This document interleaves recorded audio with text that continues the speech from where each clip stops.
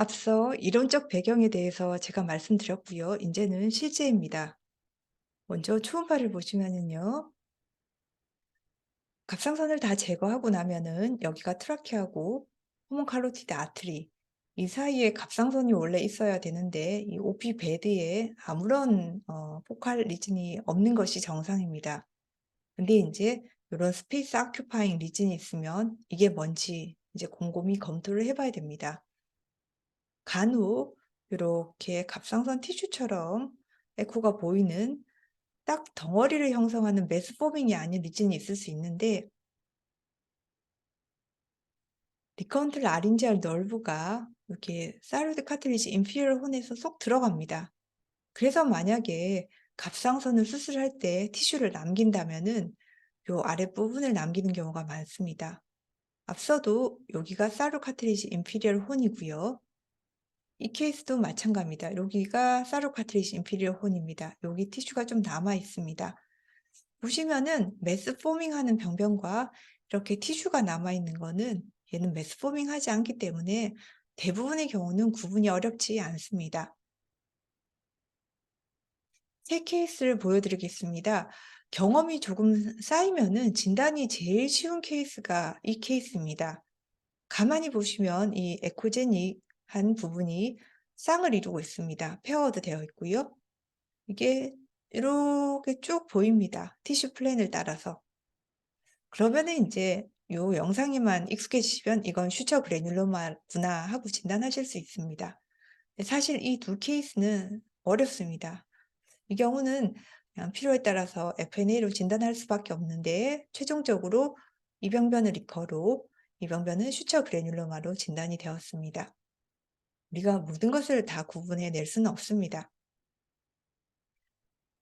림프노드의 경우에는 다소 스페시픽한 초음파 피처들이 있습니다.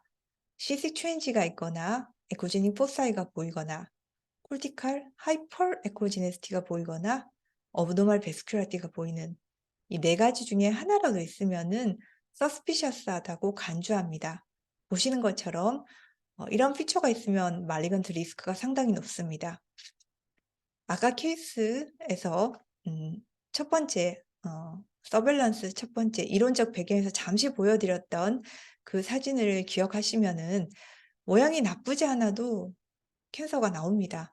메타스타시스가 나오는데 보시는 것처럼 0%가 아닙니다. 한국의 가이드라인도 ATA가 비슷한 ATA의 영향을 받아서 비슷한 흐름의 가이드라인을 제시했습니다. 초음파 소견을 보시면 에코가 하이퍼 에코지네스티거나 에코제닉 포사이가 있거나 아니면 요런 시스틱 체인지가 있거나 베스큘라리티가 어브노멀하게 보이면 이 네 개 중에 어떤 거라도 하나라도 보이면은 서스피셔스한 피처로 간주합니다. 앞서 말씀드린 것처럼 서스피셔스한 초음파 소견이 있을 경우 최단경 8mm보다 크면은 FNA를 진행하시고 작으면은 이제 maybe follow 되어 있는데 이제 여러 여건에 맞춰서 진료를 하시면 될 것 같습니다. 그럼 인제 바이오케미컬하고 스트럭처리컬을 한꺼번에 합쳐서 실제적으로 우리가 임상에서는 어떤 식으로 진행하는지를 보여드리겠습니다. 이 환자는 2014년에 갑상선을 다 제거하셨습니다. 그래서 인제 보시면은 TSH가 올라가 있어서 TSH가 스티뮬레이션 된 상태이고요. 그다음 두 번째 TG 엔티바디 값을 봅니다. 엔티바디가 약간 플럭추에이션은 있으나 정상 범주이고요. 그럴 때는 인제 TG가 튜머 마커가 됩니다. 다 괜찮습니다. '아 랩이 이렇게 괜찮고 갑상선을 다 제거했구나. 초음파도 아주 깔끔합니다.' 이런 경우 거의 퍼펙트합니다. 마음이 아주 편합니다, 이분에게는. 이 환자는 64세 여자분인데 갑상선 다 제거하셨고 랩트 라테랄 넥 다이섹션을 시행받으셨습니다. 보시면은 TSH는 서프레션 된 상태인데 그다음 봐야 될 게 사로글로불린 엔티바디입니다. 이 수치가 이게 점점 말씀드린 것처럼 떨어져야 합니다. 디지즈가 없을 때는요. 이제 떨어지는 속도는 사람마다 다르지만 계속 수치가 증가되고 있습니다. 이러면은 '아 이분은 뭐가 문제가 있구나.' 엔티바디에 문제가 있으면 엔티바디 수치로만 비교하시면 됩니다. TG까지 굳이 안 가셔도 됩니다. 그래서 이제 이때 초음파를 하셨습니다. 여기 라이트 커먼 카로티드 아트리가 있는 부위고요. 여기가 서브클레비안 아트리가 있는 아주 클레비클 있는 슈프라클레비큐어 에리어인데 두 개의 패솔로직 림프노드가 이렇게 보입니다. 세포 검사에서 메타스타시스로 진단을 하였습니다. 그래서 이 환자는 제거했고 동위원소 치료도 했습니다. 앞서 보시면은 4,000보다 큰데 이제 저희 병원에서 더 다일루션을 해주지 않기 때문에 이 4,000보다 크다는 수치가 이게 뭐 400만인지 40만인지는 알 수 없으나 이제 2017년 7월 그리고 10월 동위원소 치료를 하고 2018년 수치부터 보시면은 다 했는데도 뭔가 떨어지는 것 같지 않습니다. 왜냐하면 이게 얼만큼 올라간지를 지금 다일루션을 더 안 해서 모르는데 2018년, 2019년 한 1 년쯤 지났더니 이제 떨어집니다. 약간 플럭추에이션이 있는데 전반적인 경향이 떨어져서 '아 치료가 잘 되었구나.' 생각할 수 있습니다. 젊은 여성분이 갑상선 다 제거하고 라이트 라테랄 넥도 다이섹션하고 3번 동요소 치료를 받으셨습니다. 이때가 동요소 치료를 받았을 때이고 TG 엔티바디는 뭐 괜찮은 범주인데 TG가 좀 떨어지는 것 같다가 잘 떨어지는 완벽하게 떨어지진 않았는데 약간 다시 또 수치가 올라갑니다. 이때 초음파를 했는데 보시면은 라이트 커먼 카로티드 아트리와 인터널 주그라 베인에 있는 레벨 3의 에코제네시티가 높은 아주 작은 서스피셔스 림프노드가 보입니다. 최단경 3mm입니다. 다 뒤져도 서스피셔스한 피처를 가진 림프노드는 없었고 요 림프노드의 라테랄 쪽에 요런 패티할름만 소실된 림프노드가 있었습니다.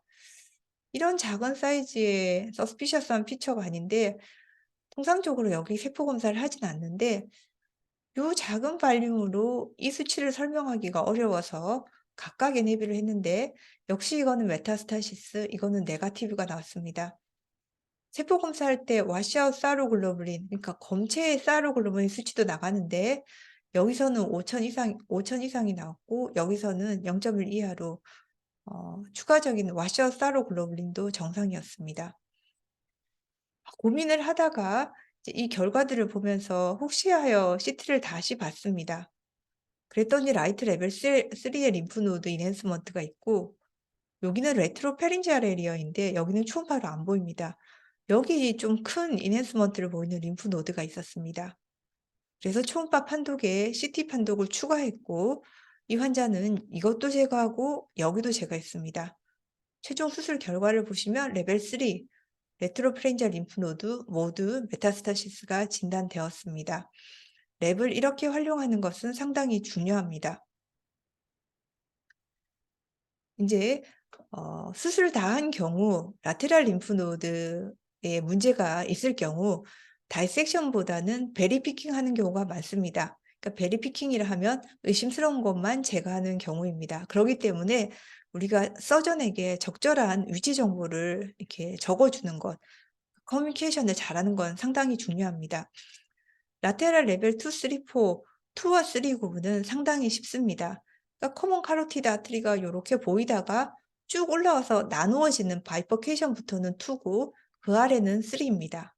근데 3, 4 구분이 크리코이드 카트리지 하단인데 이게 CT에서는 보기가 수월한데 초음파에서 크리코이드 카트리지는 볼 수 있는데 하단이라는 것을 딱 찾기가 애매하고 또 크리코이드 카트리지는 센트럴에 있잖아요. 그래서 라테랄로 정확하게 가기가 어렵습니다. 그래서 이 논문에 근거해서 서전과 커뮤니케이션 할 때는 오모하이드 머슬을 기준으로 설명하면 수월합니다. 인터널 주그라빈과 오모하이오드 머슬이 만나면은 그 정션 하방은 레벨 4로 생각하시면 됩니다.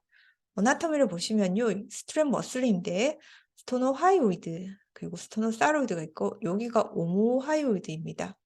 커먼 카로티드 아트리, 인터널 주글라 베인이니까 요 레벨이 3, 4 정션이 되겠습니다.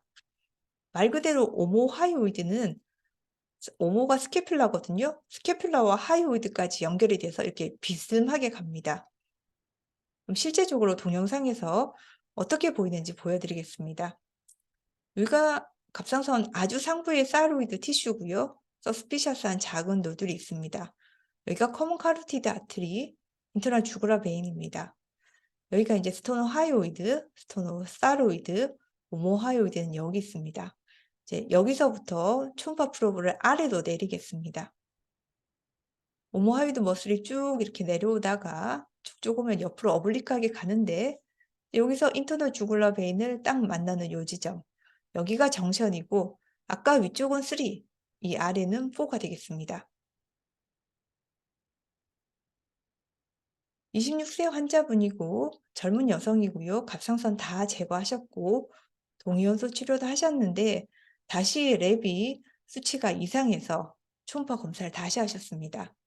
라이트 커먼 카로티드 아트리와 인터널 주굴러 베인, 더 아래는 서브클레비안 아트리가 있는데 이 두 개의 림프 노드는 붙어 있습니다. 두 개의 내부에 시스틱 체인지가 좀 의심되는 림프 노드가 있었고요. 라이트 레벨 3에 여기는 패티알만 소실되어 있는데 CT에서 약간 인핸스먼트를 보였습니다. 그래서 여기와 여기를 스킨 마킹을 해서 이제 수술을 했습니다. 했더니 라이트 레벨 3와 4의 림프노드 메타스타시스가 진단되었습니다. 그래서 이제 이 위치 스킨 마킹을 하는 것도 도움이 되지만 스킨 마킹도 내부 익스텐션에 따라서 위치가 바뀌기 때문에 서전에게 이렇게 자세하게 머슬하고의 관계, 그리고 CT에서 어디에 보인다는 이런 구체적인 정보를 주면 더 도움이 될 수 있습니다. 이제 조금 주의해야 될 케이스 몇 개를 보여드리고 마치겠습니다. 환자는 외부에서 한 20년 전에 수술을 하셨는데 리커라고 이야기를 듣고 오셨습니다. 라이트이고요. 레프트입니다. 보시면 라이트 OP 베드에 에코가 좀 떨어지는 병변이 있습니다. 환자가 이제 저는 이걸 보고 경험이 많아서요. 외부 기록, 수술 기록들을 다 가져왔는데 그걸 좀 샅샅이 뒤져봤습니다. 근데 아니나 다를까 이 환자는 캔서 수술을 하신 적이 없습니다. 이전에 디퓨즈 사이로이드 디지즈로 그냥 양성 수술을 하셨습니다. 그러니까 이게 리커라고 생각하는 거는, 리커라고 표현하는 거는 왜 수술했는지를 알면은 적절하지 않다는 걸 알 수 있습니다. 환자가 디퓨즈 사이로이드 디지즈가 있는데 그래서 에코가 떨어지고 이코이 롤레이션이 있고 디퓨즈 사이로이드 디지즈에도 이렇게 마이크로 칼시피케이션이 보이므로 사실 환자가 이전 수술을 왜 했는지만 알면, 특히나 여기는 사이로 카트리지 인피리얼 혼이니까 갑상선 티슈를 남긴 다음에 여기 남고 고려해 보면은 '이건 그냥 랩노드 사이로 티슈겠구나.' 생각할 수 있습니다. 근데 양쪽을 다 NAB를 외부 병원에서 하셨고 저희 병원 슬라이드 리뷰에서 이쪽은 또 ATP화가 나왔습니다. 사이톨로지를 알면 도움이 되는데 인플로메이터리 셀과 에이티피컬 셀이 초음파 소견이 비슷한 경우가 많아 구분이 어려운 경우가 꽤 있습니다. 그렇기 때문에 ATP화가 나왔더라도 환자가 이전에 왜 수술했는지, 그리고 이런 초음파의 변화들을 다 고려하면 이분은 랩넌트 티슈구나라고 생각할 수 있습니다. 갑상선 수술을 하면서 림프노드 다이섹션을 하면은 그 다이섹션으로 인해서 널브 엔딩이 하이퍼플레이지아가 생기는 경우가 있습니다. 보고된 빈도보다 이렇게 고해상도 초음파로 보면 생각보다 많이 보이는 것이 이 트라우마틱 뉴로마입니다.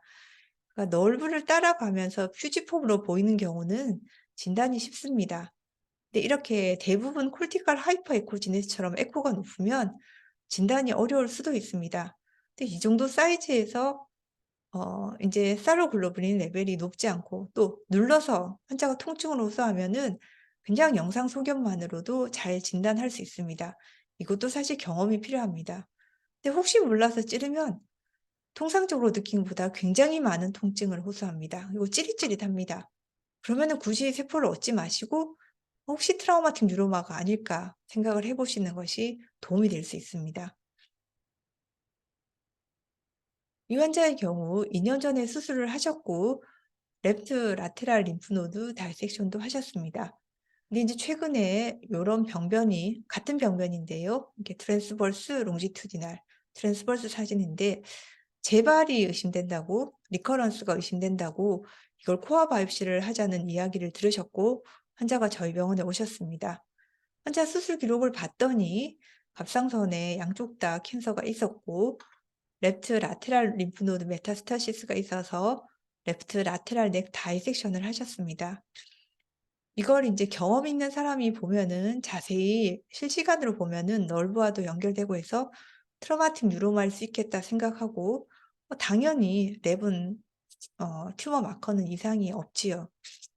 환자가 근데 2년 동안 외국에서 나갈 예정이고 재발이란 이야기를 들어서 외부에서 들었던지라 꼭 저희 병원에서 확인을 하고 싶어 하셨습니다. 그래서 제가 정말 하고 싶지 않았는데 너무 아플 걸 알아서 이제 환자한테 워닝을 했습니다. 바늘이 들어가면 환자분이 수술 전에 했던 검사에서 느꼈던 통증보다 훨씬 더한 통증이 있고 찌릿찌릿할 것이다. 못 참으면 언제든지 말씀하시라 하고 찔렀습니다. 근데 본인이 원하셨기 때문에 웬만하면 참으셨을 건데 너무 아프고 찌릿찌릿하니까 그만하겠다고 본인이 말씀하셔서 더 이상 세포 검사는 진행하지 않았습니다. 와시어티지에서 정상이었고 이분은 트라우마틱 뉴로마로 찔러서 본의 아니게 진단을 하였습니다. 이제 이 케이스가 트라우마틱 뉴로마의 초음파 사견인데요. 전형적으로 퓨지폼 같지는 않은데 에코가 좀 높고 이렇게 헤테로지너스합니다. 그 마진도력이 좀 안 좋아 보입니다. 이 커먼 카로티드 아트리고 라이트 라테랄 넥입니다. 그래서 실시간으로 이 널브와 연결성이 되는 그 동영상 하나를 보여드리고 이제 끝내겠습니다. 보시면 여기가 엔티리얼 파스틸 튜버클이 있는 위치인데요. 자, 보시면은 여기 엔티리얼 파스티리어 튜버클이고 여기서 브라키얼 플렉스가 나갑니다. 쭉 널브가 나가는데 여기 이렇게 쭉 만나는 게 보이시죠? 네, 요게 요거입니다. 이러면은 트라우마틱 뉴로마 진단이 상당히 수월합니다. 네, 이제 정리하면은 갑상선암 임파선 전이의 빈도를 아는 것은 상당히 중요합니다. 그래서 얼마나 인돌런트한 임파선 전이가 많은지, 그러기 때문에 초음파 에서 보이는 병변을 어떻게 접근하는지, 왜 그렇게 하라고 했는지 이해하는 데 도움이 됩니다. 그리고 두 번째로는 갑상선 전이를 접근할 때는 아까 말씀드린 튜머 마커, 바이오케미컬 리커, 그리고 로컬 리커, 디스턴트 매치, 스트럭처 리커 두 개를 잘 알고 두 가지 검사를 모두 잘 이해하는 것이 필요합니다. 세 번째는 갑상선암의 임파선 전이의 초음파 소견은 당연히 숙지해야 됩니다. 그리고 네 번째, 임파선 전이와 오인할 수 있는 병변을 잘 이해해야 환자에게 과한 통증을 유발하지 않을 수 있습니다. 그리고 마지막으로 임파선 전이를 볼 때 넥의 초음파 해부를 아는 것은 너무 중요합니다. 네, 경청해 주셔서 감사합니다.